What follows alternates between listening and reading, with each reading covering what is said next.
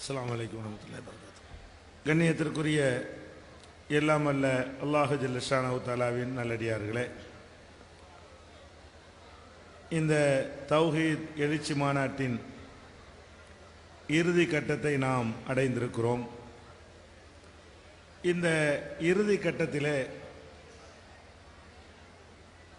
உங்களுக்கு சொல்ல வேண்டிய ஒரு முக்கியமான செய்தியை மாத்திரம் சொல்லி என்னுடைய உரையை நான் நிறைவு செய்கிறேன்.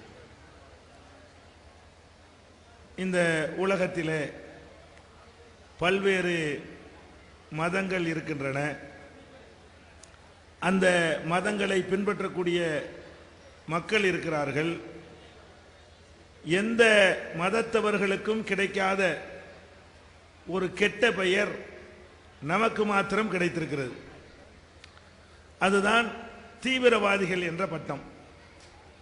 ஒவ்வொரு மதத்தவர்களும் தீவிரவாத நடவடிக்கைகளில் ஈடுபட்டாலும் கூட முஸ்லிம்களை மாத்திரம்தான் அகில உலக அளவிலே வெளியாகின்ற மீடியாக்களிலும் தேசிய அளவில் வெளியாகக்கூடிய ஊடகங்களிலும் மாநில அளவில் பிராந்திய அளவில் வெளியாகக்கூடிய ஊடகங்களிலும் நீங்கள் பார்க்கலாம்.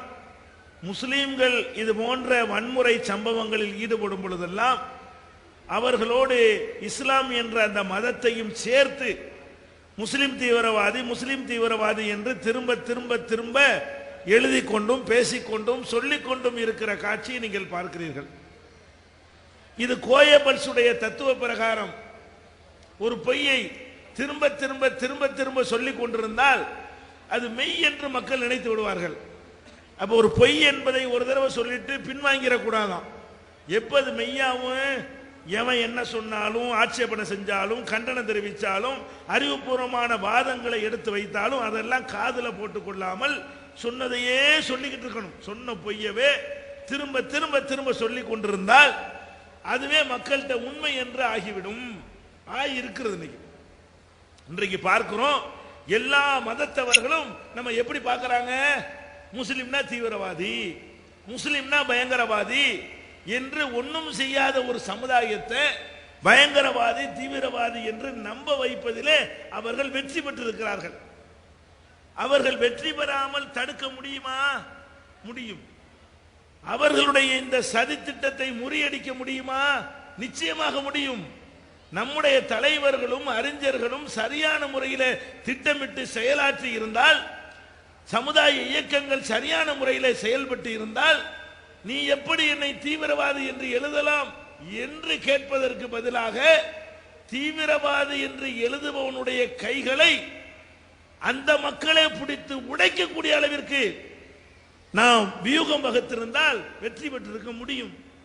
அது என்ன வியூகம் என்கிறீர்களா? இந்த உலகத்தில் ஒவ்வொரு மதத்தவர்களுடைய நடவடிக்கைகளையும் நீங்கள் பாருங்கள். ஒரு மதத்தவர்கள் வன்முறையில் அதிகமாக ஈடுபடுகிறார்கள் என்ற கணக்கிலே நீங்கள் எடுத்து பார்த்தால் உலகத்திலேயே படுபயங்கரமான பாதகங்களையும் வன்முறை செயல்களையும் செய்யக்கூடியவர்கள், உலகத்திலேயே அதிகமான மக்களை கொன்று குவித்தது யார்? அதிகமான நாடுகளை பிடித்து தங்கள் கையிலே வைத்திருந்தது யார் என்று நீங்கள் ஆய்வு செய்து பார்த்தால் இந்த 1500 ஆண்டு வரலாற்றை நீங்கள் எடுத்து பார்த்தீர்களேயானால் அதிகமான மக்களை கொன்று மதத்தை வைத்து மதத்தின் பெயரால் கொன்று குவித்த சக்தி இருக்கிறார்கள் என்றால் தலைமை பீட பொதுமக்கள் அல்ல, தலைமை பீடத்தில் இருக்கிறார்களே அவர்கள் தான் என்பதை நீங்கள் அறிந்து கொள்ளலாம். எப்படி அவர்கள் என்ன செய்கிறார்கள்? நபிகள் நாயகம் காலத்தில் எடுத்துக்கொண்டால் கூட நபிகள் நாயகம் பிறக்கிறது சவுதி அரேபியாவில் உள்ள மக்கா என்ற ஹிஜாஸ் என்ற பகுதி, அந்த பகுதி வரைக்கும் ஹெர்குலிஸ் மன்னருடைய ஆட்சி இருக்கிறது. ரோமாபுரியுடைய கீழே அந்த பகுதி வரைக்கும் இருக்கிறது. இத்தாலியில் இருக்கிற அந்த சாம்ராஜ்யத்தை விரிவுபடுத்தி கொண்டு வந்து லட்ச மக்களை கொலை செய்து ஒவ்வொரு நாடாக கைப்பற்றி மதத்தின் பெயரால் மதத்தினுடைய தலைமையுடைய உத்தரவின்படி அவர்கள் ஹெர்குலிஸ் மன்னருடைய தலைமையின் கீழே அரபு நாடு வரைக்கும் அவர்களுடைய ஆட்சி விரிந்து இருந்ததை நீங்கள் பார்த்தீர்கள். அன்றிலிருந்து அன்றைக்கு மட்டுமா அப்படி இருந்தது? இந்த நாடு வெள்ளையர்கள்ட்ட அடிமைப்பட்டு கிடந்ததே, அந்த வெள்ளையர்கள் எதற்கு இங்கு வந்தார்கள்? வெள்ளையர்கள் இங்கே வருவதற்கு என்ன வேலை, நம்ம நாட்டுக்குள்ள நுழைவதற்கு என்ன அவசியம்? முழுக்க முழுக்க மத பிரச்சாரம் செய்வதற்காக, மக்களை அடக்கி ஆள்வதற்காகத்தான் வந்தார்கள். அவங்க இந்த நாட்டை ஆண்டு கொண்டிருந்த 200 ஆண்டுகளிலே எவ்வளவு படுகொலைகளை நிகழ்த்தியிருக்கிறார்கள். ஜாலியன் வாலாபாக் படுகொலையில் இருந்து அவர்கள் நிகழ்த்திய இந்த இந்திய குடிமக்களுக்கு எதிராக செய்த படுகொலைகளை பட்டியலிட்டால் பிரிட்டிஷ் தீவிரவாதிகள் என்றுதான் அந்த சமுதாயத்தை உலகம் சொல்ல வேண்டும்.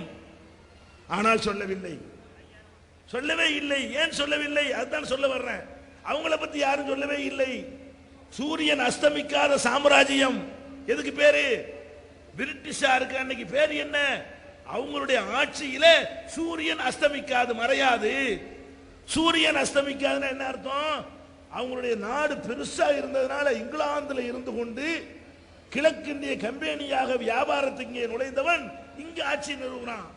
அவங்கையில இந்தியா, அவங்கையில ஈரான், அவங்கையில அரேபியா, அவங்கையில துருக்கி, அவங்கையில உலகத்தினுடைய பல நாடுகள். எந்த ஒரு நாட்டிலையாவது சூரியன் உதிச்சுக்கிட்டு இருக்கும், மறைஞ்சிருக்க பெரிய நிலப்பரப்பா இருக்கனால பாதிக்கு மேல ஒருத்தன் கையில இருக்குமே, ஆனால் அங்க சூரியன் மறையுமா? மறையாது. பாதி உலகத்துக்கு மேல அவன் கையில் இருந்த காரணத்தினால் அதுக்கு என்ன பேரு? அதுக்கு என்ன பேரு? சூரியன் அஸ்தமிக்காத சாம்ராஜ்யம் என்று அதுக்கு பேரு. இது என்னன்னு சொல்லிடுறேன், எடுத்ததுக்காக சொல்லிடுறோம். இடையில ஒரு பிரேக் பண்ணி, இப்ப நம்ம மாநாடு நடத்தணும் இல்லையா? அந்த மாநாட்டில் பிறப்பு முதல் இறப்பு வரை நடத்தணும். அதை பெண்கள் தான் பொறுப்பேற்று நடத்தினார்கள். அங்க வந்த மக்களுடைய வெட்டி எறியப்பட்ட தாயத்துகள் எல்லாம் உழவும் கிட்டத்தட்ட 500க்கு மேல எல்லாத்தையும் பொறுக்கி பையில போட்டு வைங்க. பலவிதமான தாயத்துகள். அதுக்கு தான் அந்த பேக்கை கொடுக்கல, எடுத்துக்கிறோம். அப்ப இந்த மாதிரி என்ன செஞ்சாங்க? உலகத்தையே தங்கள் ஆளுகையில வைத்துக் கொண்டு மதத்தை பரப்புறதுக்காக வேண்டி அவ்வளவு அக்கிரமங்கள் செய்தார்களே. அவர்களை எந்த மீடியாவாவது பிரிட்டிஷ் தீவிரவாதின்னு எழுதினானா? இந்த அமெரிக்கா, இப்ப இருக்கிற அமெரிக்காவை எடுத்துக்கொள்ளுங்கள். இவன் கொன்று குவித்த அளவுக்கு ஒரு 1000 ஆண்டுகளிலே எவனாவது கொன்றிருப்பான? உலகமே சேர்ந்து கொன்றிருக்குமா? அவ்வளவு மக்களை கொன்று குவித்தான். ஜப்பானிலே, ஹிரோஷிமாவிலே, நாகசாகியிலே ஜப்பானுடைய படை சரணடைந்து பின்வாங்கி இனிமேல் சண்டைக்கு வரலை என்று சமாதான கொடியை தூக்கிய பிறகு அவன் லிட்டில் பாய்ங்கிற அணுகுண்டை போட்டானா இல்லையா? எங்க போட்டான்? அடே, ஒரு மக்கள் மீது அணுகுண்டு போடுறதா இருந்தா சண்டைக்கு வர்றவன்ட்ட போடலாம். துப்பாக்கியை கீழே போட்டுட்டு கையை தூக்குனா எப்படி சுடலாமா? சுட்டான். ஜப்பான்ல அந்த ஒரு நாள் போடப்பட்ட ஹிரோஷிமாவிலையும் நாகசாகியிலையும் போடப்பட்ட வெடிகுண்டுகளால் லட்சோப மக்கள் உடனடியாக செத்தார்கள். கோடிக்கணக்கான மக்கள் இன்று வரை கொஞ்சம் கொஞ்சமாக அதனுடைய நச்சு காற்றால் செத்துக் கொண்டு இருக்கிறார்கள். ஜப்பான்காரன் குள்ளமா போன ஒரு தலைமுறையாக மாறிவிட்டான். இப்ப யாரு தீவிரவாதி? ஜார்ஜ் புஷ்ஷுக்கு பேக்ரவுண்ட்ல இருக்கிறாள் யார்? ஊக்குவிப்பவர்கள் யார்? இந்த மயிலரகான் தீவிரவாதத்தை கண்டிப்பதாக நாடகம் ஆடுகிற பின்னாடி இருந்தவர்களை ஊக்குவிக்கிறார்கள். பிறந்த நாளில் போய் இவர் கலந்து கொள்கிறார், போய் சந்திக்கிறார். ஒவ்வொரு நாட்டை அழிச்ச உடனே போய் அமெரிக்க அதிபர்கள் பார்ப்பார்கள், வியட்நாமை அழிப்பார்கள், போவார்கள். அதே மாதிரி கவுதமாலாவிலே குண்டு போடுவார்கள், போவார்கள். ஈராக்கை அழிப்பார்கள், போவார்கள். ஆப்கானிஸ்தானை அழிப்பார்கள், செல்வார்கள். எல்லாம் ஒரு மறைமுகமாக கூட்டோடு உலகத்தில் நீ வா, எவனை வேணால் சவாலு கூப்பிடு. முஸ்லிம் ஆட்சியாளர்கள், மதகுருமார்கள், தலைவர்கள், முஸ்லிம் போராளிகள், முஸ்லிம் தீவிரவாதிகள் எல்லாத்தையும் எடு. அனைவராலும் கொல்லப்பட்டவர்களுடைய பட்டியலை கொண்டு வா. அவர்கள் கையில் இருக்கிற ஆட்சியாளர்களாலும் கொல்லப்பட்டவர்களுடைய எண்ணிக்கையை கொண்டு வா. 1000 மடங்கு அதிகம். எது அதிகம்? அவர்களால் யார் நம்மளை முஸ்லிம் தீவிரவாதி என்று பட்டம் சூட்டி அழைப்பதை கற்றுக் கொடுத்தார்களோ, மேற்கத்திய உலகம் தான் அந்த பட்டம் உனக்கு சூட்டியது. யார் சூட்டுறான்? திருடனை என்ன செய்வான்னு கேட்டா, திருடனோட மக்கள் விரட்டுறாங்களா, திருடனும் சேர்ந்துக்கிட்டு புறா புறான்னு ஓடுவான். யார? திருடனை விரட்டிக்கிட்டு. திருட்டு பைய திருடிட்டான்னு சொன்னா மக்கள் விரட்டினா திருடனும் சேர்ந்து கத்துவான். எப்படி கத்துவான்? திருடன் திருடன். அப்பதான் அவனை பிடிக்க மாட்டாங்க. அந்த மாதிரி உலக மகா கிரிமினல், உலக மகா அயோக்கியன், உலக மகா பயங்கரவாதி இந்த மேற்கத்திய உலகத்தை சேர்ந்தவர்கள் நமக்கு பயங்கரவாதி என்று பட்டம் சூட்டுறான். அவன் சூட்டினதை எடுத்து சாப்பிட்டுட்டு இங்க உள்ள வாந்தி எடுக்கிறான். அப்ப நீங்க சிந்திச்சு பார்க்கணும். அது ஏன் நம்ம ஆளு போய் 4 உருண்டையை வச்சா தீவிரவாதிங்கிறானுவோ, அவன் நாட்டையே அழிக்கிறான், அவனுக்கே அந்த பட்டம் வரல, அவனுக்கே அந்த பேர் வரல. விடை தெரியுமா உங்களுக்கு? அவனுக்கு வரவில்லை. ஏன் வரலன்னு சொன்னா, இவ்வளவு பயங்கரத்தை செய்துவிட்டு அதை மறைப்பதற்கு அவர்கள் சில போர்வைகளை வைத்திருக்கிறார்கள். என்ன போர்வை? ஆயிரக்கணக்கில் கொல்லுவான். இங்க ஒருத்தனுக்கு வெள்ளை உடுப்பை மாட்டி விட்டு ஒரு தொழுநோயாளியை தூக்க விட்டு அப்படி சேவை செய்யற மாதிரி பணம் காட்டுவாங்களா, அப்படி மறைஞ்சு போயிடும். தொழுநோயாளிக்கு சிகிச்சை செய்யற பாத்தியா? அடே கோடிக்கணக்கான பேரை தொழுநோயை ஆக்கி விட்டு, கோடிக்கணக்கான மக்களை ஊனப்படுத்தி விட்டு, கண்ணற்றவர்களாக ஆக்கிவிட்டு, காலற்றவர்களாக ஆக்கிவிட்டு, ஒரு குருடனை தூக்கி கையினால சேவை செய்யறேன்னு சொன்ன உடனே என்ன ஆகுது? இப்படி ஒரு மக்களா, இப்படி ஒரு சமுதாயமா? ஆகா, பால் வடியுத, பால் வடிகிற அந்த போர்வை இருக்க, அது எதை மறைக்கிறது? அவர்களுடைய கோடானு கோடி தீவிரவாதங்களையும் இந்த ஒரு செயல் மறைக்கிறது. இந்த ஆஸ்பத்திரி மறைக்கிறது, கல்வி கூடங்கள் மறைக்கிறது. கல்வி கூடங்களிலே ஏழைகளுக்கு சில இடங்களை கொடுக்கிறார்களே, அது மறைக்கிறது. சிறைச்சாலைகளை சென்று ஜெயில் கைதிகளை விசாரித்து விட்டு வருகிறார்களே, அது மறைக்கிறது. இவங்களா கைதிகளுக்கு உதவுறவங்களாயிடுச்சே, ரத்தம் கொடுக்கிறவங்களாயிடுச்சே, ரத்தம் எடுக்கிறவங்களுக்கு பேரு ரத்தம் கொடுக்கிறவங்களாயிடுச்சே.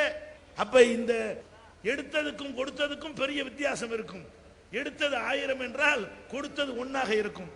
இந்த மாதிரி எல்லாம் செய்கிறார்களே, இந்த பணிகள் நீ செய்தியா? எதனால உனக்கு இந்த பேரு? அவன் மறைக்கிறதுக்கு அம்புட்டு பண்றான்.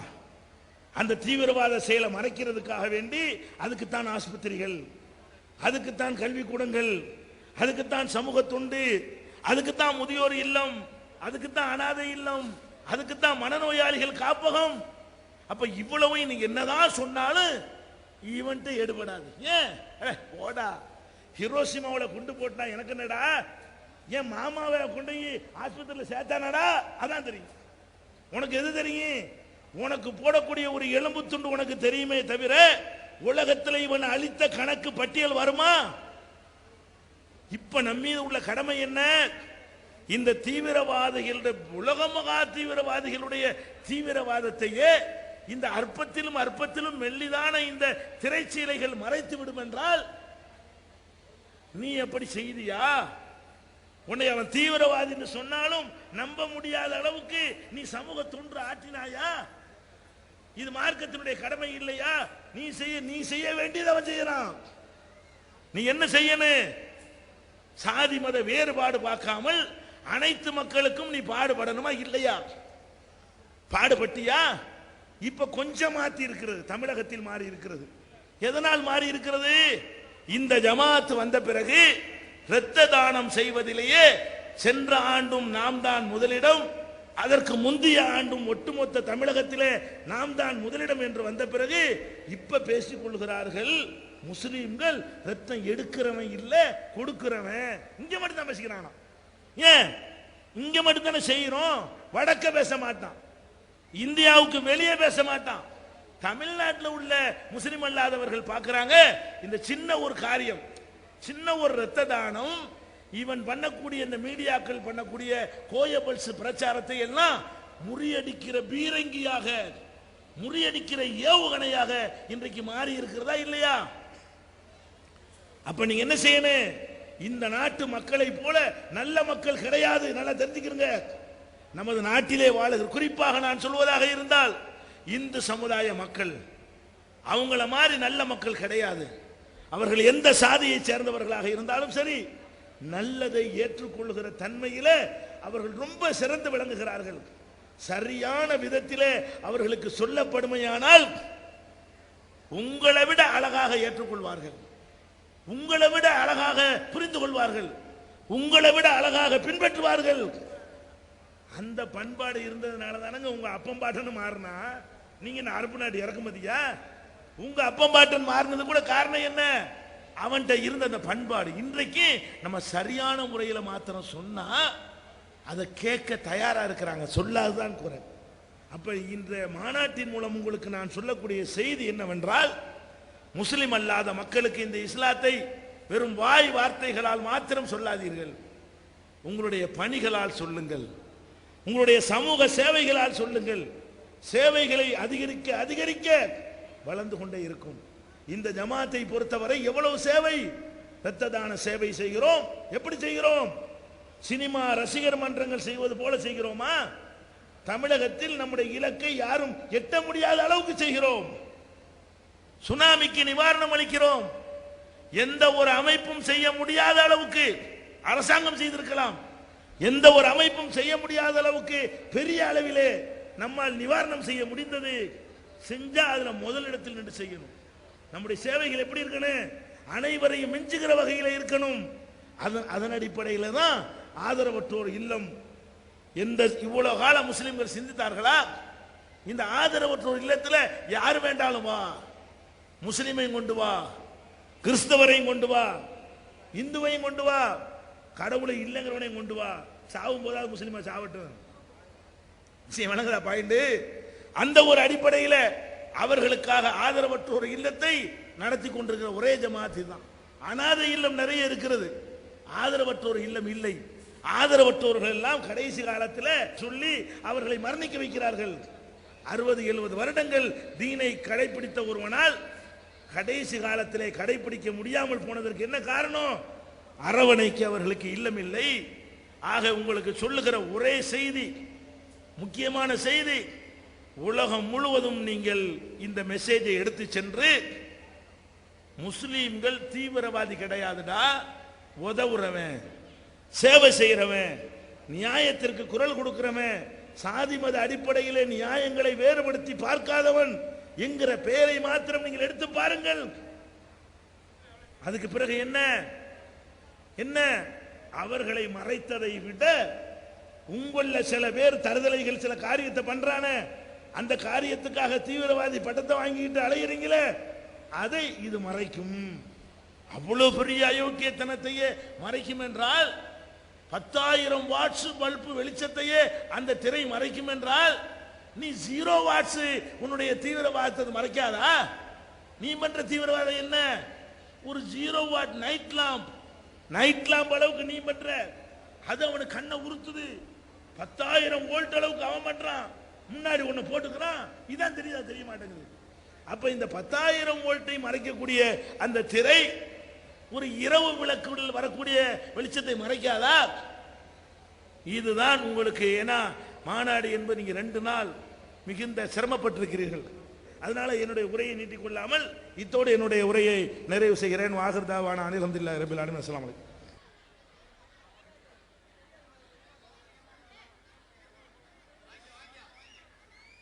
என்ன வந்திருக்கு? மோதிரம். என்னது? வாட்ச். வாட்சி. இந்த கைப்பிடி என்னது? தூக்கி காமி. லட்டு. லட்டு. என்னது? மாவு. என்ன செய்யுது? தண்ணி. பக்கத்துல போய் பேசுங்க. ஒண்ணுமே இல்லை. பச்சை தண்ணி தல ஒண்ணுமே இல்ல. கைய காமி. நுனி நாட்கள் நக்கி பாரு.